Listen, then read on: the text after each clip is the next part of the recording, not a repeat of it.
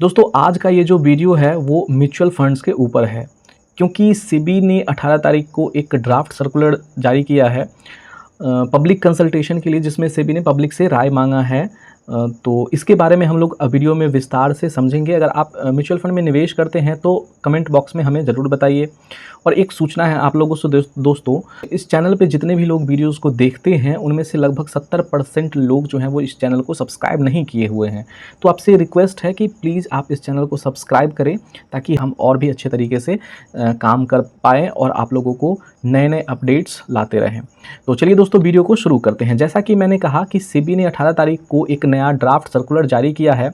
यह circular mutual fund schemes की categorisation और इसको आसान बनाने के ऊपर है। 18 जुलाई को जारी इस ड्राफ्ट सर्कुलर का मकसद स्कीम्स में पोर्टफोलियो ओवरलैप को कम करना और नए इन्वेस्टमेंट प्रोडक्ट को लाने में मदद करना है। सेबी ने अपने ड्राफ्ट सर्कुलर पर आम लोगों से उनकी राय भी मांगी। जैसा कि मैंने आपको पहले बताया है कि सेबी ने यह ड्राफ्ट सर्कुलर पब्लिक कंसल्टेशन के लिए जारी किया है। इसमें जितने भी लोग इंटरेस्टेड हैं वो लोग 8 अगस्त 2025 तक सेबी की वेबसाइट पर जाकर इस ड्राफ्ट पर अपनी राय दे सकते हैं। सेबी अपने इस ड्राफ्ट सर्कुलर के जरिए म्यूचुअल फंड स्कीम को अलग अलग कैटेगरी में बांटने की प्रोसेस को आसान बनाना चाहता है। सेबी ने अपने सर्कुलर में बताया है कि हाल के वर्षों में म्यूचुअल फंड इंडस्ट्री में तेज़ी से ग्रोथ हुई है, चाहे वो AUM यानी कि एसेट अंडर मैनेजमेंट की बात हो या फिर इन्वेस्टर्स की संख्या की।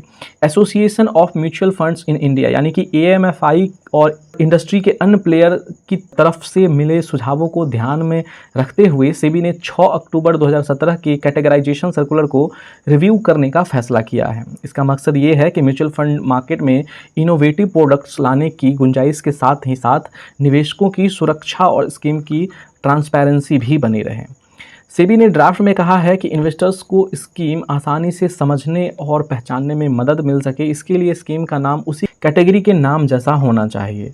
यह नियम इसलिए लाया गया है ताकि स्कीम ट्रू टू लेवल बनी रहे, यानी स्कीम नाम उसके निवेश के उद्देश्य से मेल खाता हो। सेबी ने यह भी बताया है कि स्कीम्स की कैटेगराइजेशन जांच के दौरान पाया गया कि कुछ स्कीम्स ऐसे हैं जिनके पोर्टफोलियो एक दूसरे से बहुत ज़्यादा मेल खाते हैं। इससे इन्वेस्टर्स को भ्रम हो सकता है और अलग अलग स्कीम में इन्वेस्ट करके भी वे एक ही तरह के एसेट में पैसे लगा बैठते हैं। इसलिए अब स्कीम्स के पोर्टफोलियो में साफ साफ अंतर मेंटेन करने के लिए ठोस नियम लाने की तैयारी की जा रही है। वैसे ड्राफ्ट सर्कुलर में 20 प्रस्ताव शामिल किए गए हैं सेबी के द्वारा, जो कि 5 मेन कैटेगरीज में बांटे गए हैं। पहला है इक्विटी स्कीम्स, दूसरा है डेट स्कीम्स, तीसरा है हाइब्रिड स्कीम्स, चौथा है सॉल्यूशन ओरिएंटेड स्कीम और पांचवा है अदर्स स्कीम।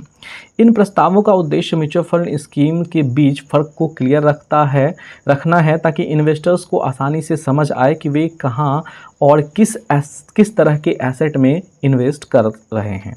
ड्राफ्ट सर्कुलर पर सार्वजनिक राय और टिप्पणियां सुझाव देने के बाद सेबी की तरफ से उन्हें स्टडी किया जाएगा। इसके बाद ही कोई फाइनल सर्कुलर जो है वो जारी किया जा सकता है। अगर आप म्यूचुअल फंड में निवेश करते हैं या निवेश करने के बारे में सोच रहे हैं तो सेबी की इस प्रोसेस पर ज़रूर नज़र रखें, और आपके पास इस बारे में कोई सुझाव हो तो सेबी के पोर्टल पे जाके दे सकते हैं।